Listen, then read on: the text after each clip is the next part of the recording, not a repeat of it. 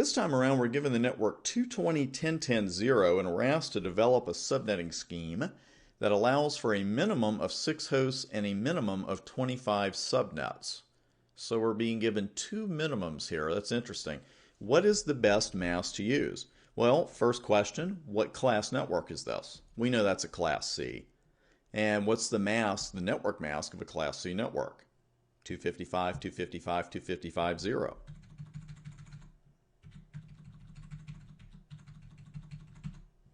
So there we are. Some spaces in there. Okay. So we've got 8 host bits to work with, and that's it.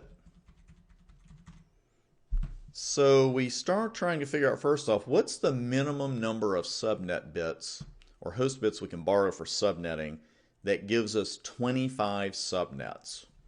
2, 4, 8, 16, 32.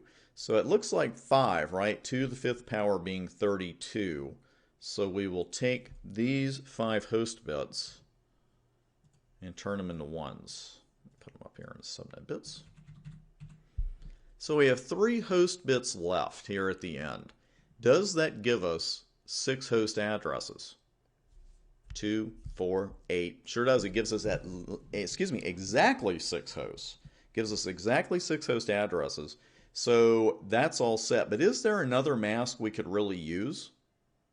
Well, let's take a look. If we only borrowed 4 subnet bits, 2, 4, 8, 16, that doesn't meet the minimum of 25 subnets.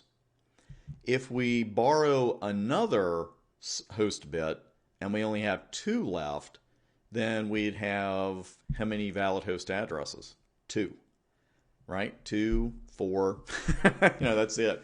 It would be 2 to the 2nd power, which is 4, and you subtract 2, so then you've got 2 addresses left. So that would not work either. So what's the best mask to use? It's really the only mask to use is the one we have on the board right now. It's 255, 255, 255. What's the last number? 248. And we could also express that as /29. And that's it. Really, practice makes perfect, of course, with all of this. And I know you're probably a little tired of hearing that by now, but it's so, so important.